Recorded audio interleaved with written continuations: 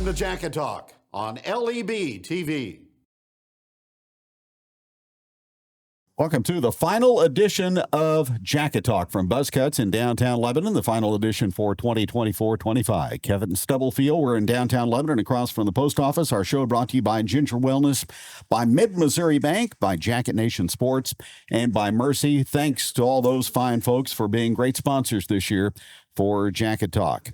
We're talking track today with Lebanon head coach Shane Rebmann. He is kind of a quasi-meteorologist right now, looking at the forecast for Saturday at Waynesville for the next step in postseason competition. And right now, things look pretty good, I think, Shane, from what you indicate, to at least start the meet on Saturday. Yeah, they're looking better. A couple days ago, we were pretty worried, but looking better that we can at least maybe get a little wet, but hopefully get the track meet in.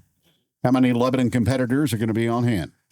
Well, we've got about 20 to 25 kids still rolling with us. So it's been a good season. That's a good number to take to sectionals. Good balance between the runners and the throwers. Yep, we have distance kids, sprinters, jumpers, throwers. We got them all. So we had a good representation across all the events this year. Well, a lot of the hay's in the barn right now. What do you do to get ready for competition like this in late May? Yeah, not much, honestly. Just like you said, the hay's in the barn. So, this week, Monday and Tuesday, we had pretty decent workouts. They were short and quick. Kids did a great job. And then really Wednesday, Thursday, Friday, we don't do much anything. Kids will walk in, we'll meet, they'll warm up, piddle around a little bit, and we just want them rested at this point. Most everybody hitting their personal best for the season right now? Yep. Our last 2 weeks at the COC meet and then districts, it was almost across the board. It was personal best, season's best times, school records. Things have hit just the way we hope them to hit, at the end of the season. We always talk about starting slow and you want to finish fast, not the other way around. This year it's been really good. We talked a couple of weeks ago about the season as it's unfolding. Have you had any surprises from individuals that have kind of emerged front and center here for you? Yeah, we've had a bunch. We talked about Antoine Givens and that first track meet coming out like a rocket ship and it hadn't changed, hadn't slowed down for him. We've kind of pulled him back a little bit. I'm not letting him high jump right now. But long and triple jump, he qualified in the triple jump and has a really good chance to qualify to state. So getting him out as a newcomer has been great. We've got some freshmen that are just unreal right now. Elisha Simmons qualified in the 200 and was fairly close in the 100. Only freshman in the race right now in the 200. Lauren Williams, another freshman. So, all these, and she's triple jumping and she's got a really legitimate chance to make the state track meet in the triple jump. So, some of these new kids that have come out for us have been a real boost for us for sure. Elisha Simmons, coach, now he's in high school, but last year he was a record setter at the junior high level, right? Oh yeah. We've had our eyes on him for a couple years, and to see, that potential and that work that he's put in starting to really pay off. He's getting really close to the school record in the 200. Just a phenomenal talent, but his work, he's not always happy about the work, but his work that he puts in is what's got him to that point. He's a hardworking kid for sure. Of course, you spend a lot of time on the track during the course of the season. How much weight room time do you give your athletes? Well, it kind of depends on what they're doing, honestly.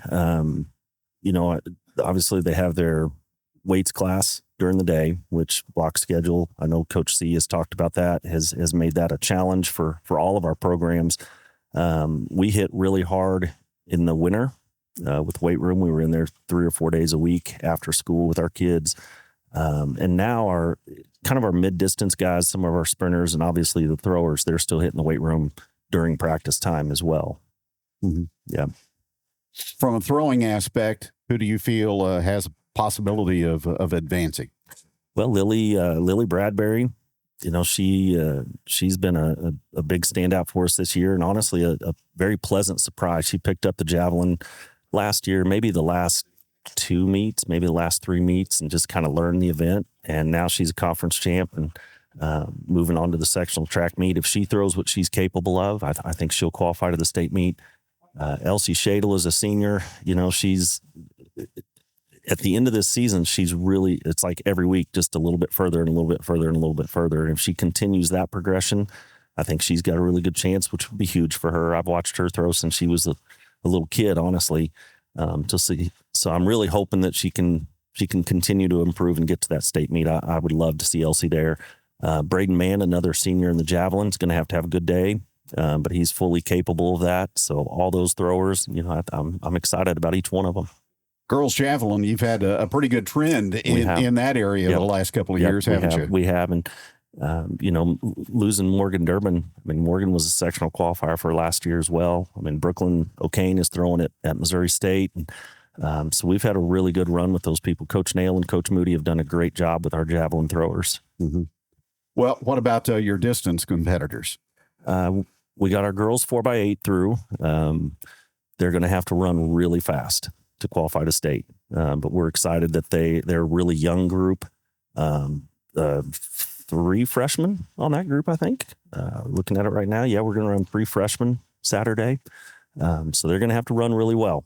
The boys 4x8, they've got a very legitimate chance. I think they're kind of sitting in that 3rd, 4th, 5th range. So they're going to have to race well to get there, but they're fully capable of that for sure. That's got to be in the top 4 to advance. Yes, sir. Top 4 from districts, advance to sectionals. Top 4 at sectionals, advance to the state meet. Mm-hmm. What kind of seasons Abigail Tagg had for you? She's had a good season. She's had, she has run everything from the open 400 all the way up to the 2 mile, and she's placed in all of them. She's super versatile. Any of those distance events. I was talking to her at practice the other day and just trying to kind of boost her confidence a little bit. But I said, Abigail, you could probably run one of our fastest 200s also. You're just a talented kid. Go let your talent shine. So she's in the 800 this weekend. Again, it's a very fast field that she's going to be racing against, but nothing Abigail ever does surprises me. She's one of the best in the state and has been since she was a freshman. Mm-hmm. Mm-hmm. Well, you don't have to drive 3 hours on Saturday. Yes. Get to go to Waynesville, 30 miles to the east. Yep. You know that facility very well. Is that kind of an advantage for you? It is. It really is. We were, even districts last weekend, we were at Parkview, which feels like our second home. Waynesville and Parkview, that's where we're at most of the time anyway. So to be able to go to sectionals at Waynesville, we're in really good shape there.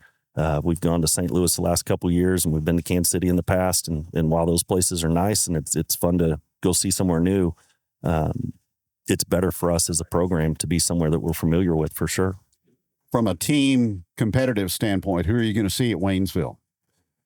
Well, we're going to see other than the host team, basically Southwest Missouri, honestly, and it's a double sectional, so we've got Class 4 and Class 5. So nearly every school in Southwest Missouri is going to be represented there. It feels very much like a full COC field. You're going to throw in Ray-Pec, Belton, Rolla. I'm trying to think of a few other schools that'll be there, but I guess we'll be competing against 16 teams. So, and then once you throw the Class 4 group in there, it's going to feel like a big old family reunion for Southwest Missouri. For those that have not attended a track meet, kind of give us an idea of the people power required to pull off an event like that. It's huge. It's huge. And I get asked sometimes why we don't host more track meets. And my answer is because it's a lot of work. And that sounds lazy, but you have to have adults at every spot. A middle school meets you can get by with, our varsity kids kind of run that track meet for us. But when you're talking all the field events, you got to have 2 at the pole vault. You got to have 2 at the high jump, 2 at the long jump, triple jump, discus and shot put and javelin and all these places. You got to have people backup timers and just people to administrate things. I'm going to guess when we host a track meet, we're dealing with somewhere around 20 people that we need help from. That's not including the gate and the concession stands and scorekeepers and everybody else that's involved in hosting a track meet. So it's a big deal.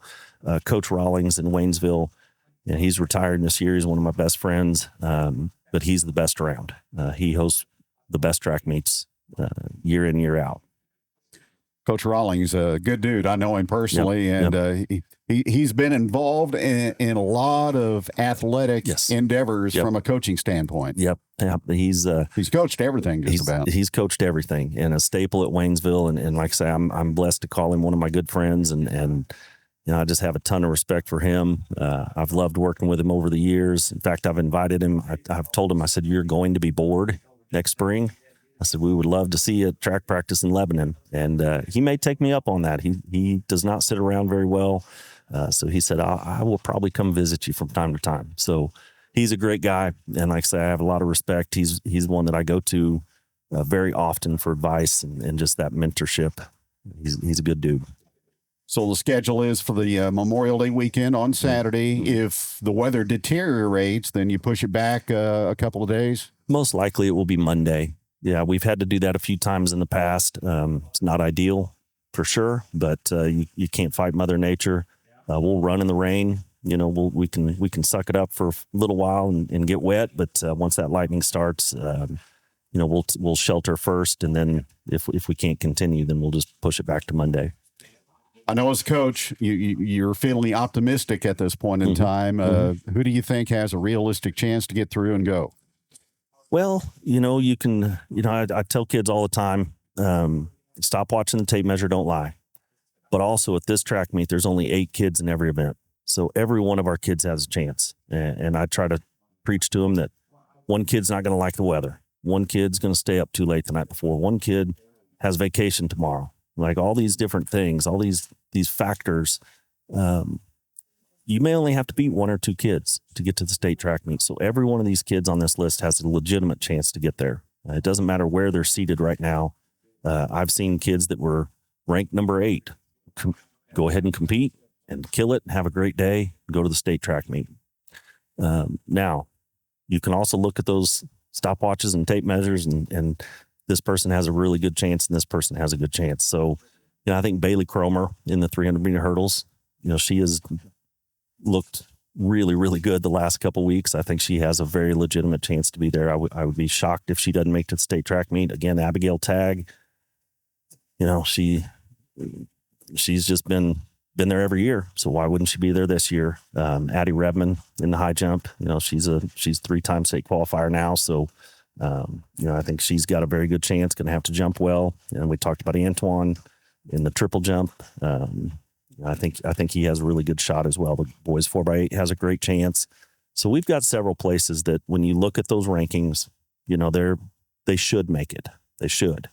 But then everybody on that list, I've seen it so many times before where you maybe don't expect it to happen and they come out and have a great day and somebody else has a bad day and there you are. And that's all it takes. It's been a good group for you to work with. Been a fun spring for you. It has been one of my favorite springs I've ever had. It's been a lot of fun since day one, watching those kids come in the cafeteria on the first day of practice. We meet in the cafeteria and I talk for way too long, but I talk to the kids and we go through rules and expectations and all that stuff. And I told them that day, this is the best group we've had since 2019.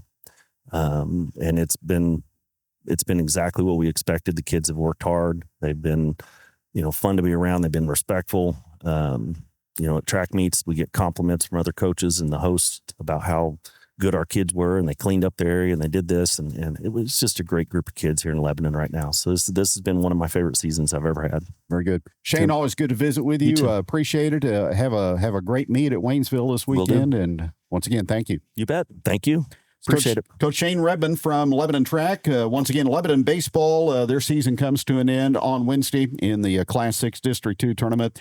A 9-6 loss at St. Louis Marquette. Yellowjacket baseball finishing up at 21-11. Again, we say thanks to Alex Weatherman for his 3 seasons as the Lebanon baseball coach, and we welcome Alex Wheeler, who's the new head coach. He's taking over the program, moving to Lebanon from East Newton. Congratulations to Lebanon golfer Titan Haney, 15th in the state in state golf competition. And also congratulations to our good friend, Coach Rebmann was there yesterday, Dave Plasmeyer, going into the Missouri Sports Hall of Fame. Wow, what an honor, and it's been long overdue and certainly well-deserved, don't you think? Yes, as a young coach, first coming into Lebanon, he was a mentor for me.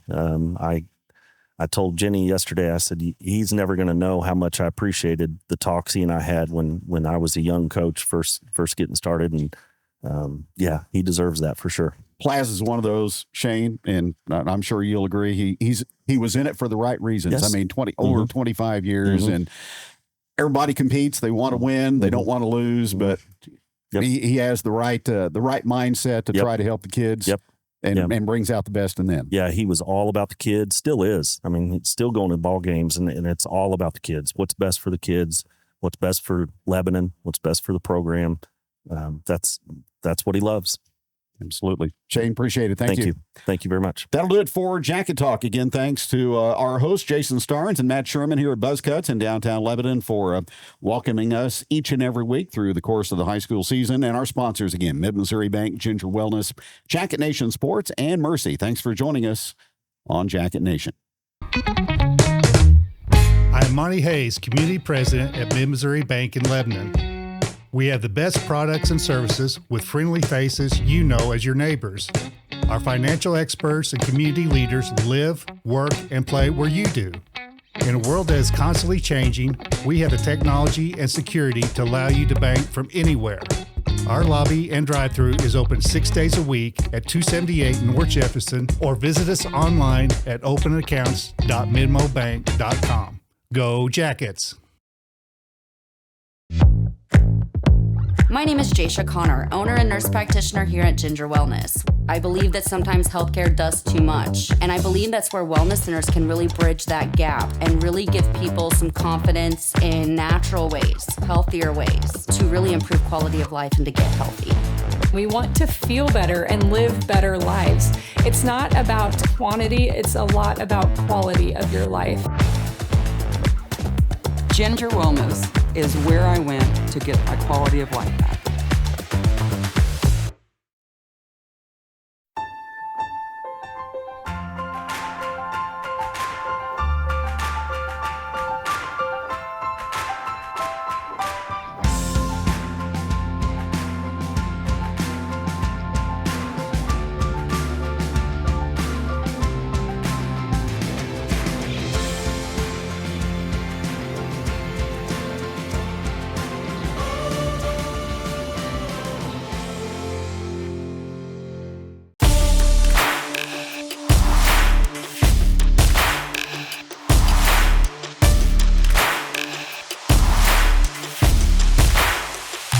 Welcome to Jacket Talk on LEB TV.